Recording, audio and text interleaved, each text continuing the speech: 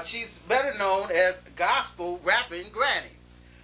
This interview is being conducted by Maestro Advertising, Mr. Ricky Hobson. Rapping Granny, the first question we would like to ask you is, how did you start Fruitful Vine, the organization that you're currently with? Well, at the age of 22, the Lord gave me a revelation that I was to take the place like Rahab in her generation. Yes, ma'am. With a little place anywhere informal all around in Gary for these years. Fruitful Vine has existed as an outreach non-profit 501(c) program that we work in the community, non-denomination. Oh, yes, so the ma'am. Lord really inspired me. Oh, okay. And what brought you, you had a vision about a building at, I believe, 801 West 25th Avenue, some type of center. Can you elaborate on that a little bit? Well, that come from a revelation, too. God gave me the gift of the revelation, and I dare not to go into the whole story, but I have a book that I've written it and hoping it to be published soon, telling the entire story of the birth of the vision as well as the center that is still standing over there at 801 West 25th Avenue. And I'd like to thank the Lord even for unity in the community and outreach program in the city of Gary that has been inspired by God to share in with Fruitful Vine to help to make the dream to become a reality. And it was given by God. And that regular building, no other place. It could be in the White House, but he gave us the 801 site, West 25th, and we couldn't go nowhere else. But we are obeying God, and we feel it's God's project and not ours. And we share in with blessings and prayer that all that share in, that God will get the glory and that he will glorify those that get the vision as well. Absolutely. Shucks, I noticed you got a little puppy in your hand. Where did you get that? I mean, what's her name? Well, her name is Sandy, and I believe she turned 5 years old this month. Oh, okay, yeah. You also mentioned a book that you have. You got any place that a person can possibly purchase that book? Well, we have a website at Fruitful Vine Programs with an S on the program, fruitfulvineprograms.org, and also you can write the post office box and can get the book, our cassette, our recording of our music and all, and that's at our post office box 1595, Gary, Indiana 46407. Now, getting back to your organization, what type of organization is it? Is it a ministry? What do you call it? I mean, well, it's a non-denominational overall outreach program with a ministry that is non-denominational, just telling the love of God that Jesus saves. He saves to the utmost with one love, one word, one heaven, one earth, one people, and one race, and that we will all grow in love together. And when we grow in love together, we'll be spelling the word joy. Number one is J for Jesus. O, I believe, is O for other, loving others, and the Y, yourself. So loving Jesus first and then others as yourself spells the joy of it all. And that's what the creed is concerning Fruitful Vine Outreach Development Center's program. Well, how did you come to meet that guy, Will Wilson, for that other organization, Unity and Community? How did you guys come in contact with one another? Well, I believe from the offset that I would hear this beautiful gentleman, then we would all get on the radio and talk, and they all say I got a big mouth anyway, and I'd always tell testimonies about the Lord. And I believe I heard Mr. Wilson long before that I got with him with his organization. I heard him say that Rapping Granny, we got to get her out here.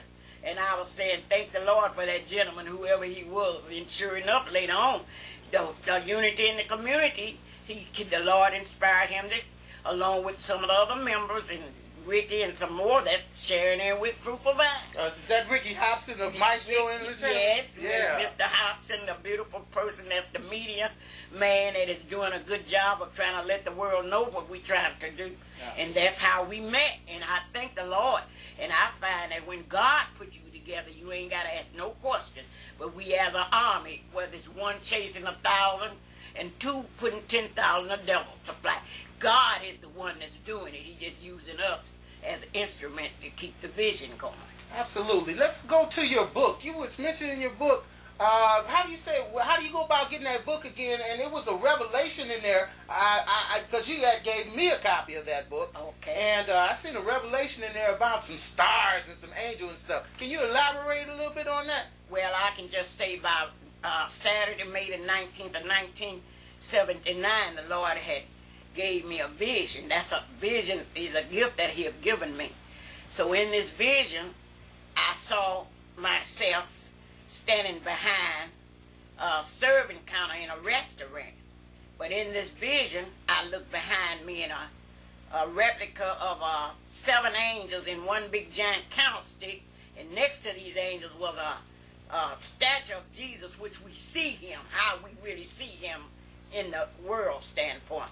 And it had a long blue robe. But in this vision, I was looking behind there, but I was laying on a table and I was helpless. But when I looked around me, that statue came to life and was serving food behind the counter. But in this vision, we walked through a little hallway. I wish I had the diagram now. But we went through a little place, and it was an open door. And this open door was standing open, and a voice spoke up out of the ceiling and said, "You all go in there, because I'm getting ready to send a tribulation on the land, but you will be safe in there." So down this little narrow hallway, going to our right, and the left side was the door. I woke up on looking at an open door. So to my amazement, looking in my Bible concordance, it led me to a revelation concerning the candlestick and the angel. So it was one candlestick in my vision made us to know in the last days that God is only one Lord, He's one faith, one baptism, and His one Bible truth, His one earth, and His one heaven. And He's getting ready to get His people together all around the world. But in this vision, it was shown me in the very building that we see over there. You have to see it to believe it. It really do. When in this vision, I did wake up on, when we went in this room that this voice told us to go in. We ended up, I went to shut the door standing open, but it bounced back open. So I woke up from this vision looking at this open door. That was in 1979. But would you believe when we got the building, and the whole building, the replica of that building is built the same way I had in my dream in 79. And it is a real open door there with no lock or no latch on it, right in the area like my dream was on my left side, this open door. So it's a reality to know that it's really scary when I think of what of the stuff that the Lord have revealed. And I always feel that it's not my plight. I'm just doing it because I feel it's a duty as the called out one, and the director and the founder of it, and working with all the beautiful people in the world that's helping with it. To me, we are called by God to do it. It's not our project. But I feel that if we stop doing what God called us to do, then we'll have to pay a dear price. Absolutely. So I honestly feel even if the world would come to an end tomorrow, I would just want to be ready, showing up to enjoy the love of Jesus by looking at Him and saying, "Hey, Jesus gonna say, servant, well done." You also go by another moniker. How? You also go by another moniker, Gospel Rapping Granny. Well, we have a rap out the Lord inspired me 15 years later, I can say, to write this rap called "What Time Is It?" And it's only 5 minutes of the book of Revelation. That's interesting. And That's I'm rapping also. Granny. That's why they call me Gospel Rapping Granny, because this rap is telling us about the revelation. He did let me study the 7 church message, Revelation 1, 2, 3, and afterwards came the rap. And that's all in that song? It's all in the rap about how what's going to happen in our last days that we see coming up now. Interesting, very interesting. So, Fruitful Vine Outreach Center is a product of some of these visions that God gave you. Fruitful Vine. They call out one the Lord blessed me 50 years ago at the age of 22 to open up the Fruitful Vine's doors, and was taking the place of Rahab, the lady in the Joshua book. And where is that located again? Joshua? No, the Fruitful Vine Outreach Center Ministries. Well, we are proposing to open up. We don't have a place now. My living room, as you see, is cluttered up with the community storehouse, some of the stuff that we plan to have an arm of it over there as a community storehouse to help the burnout or whatever, and to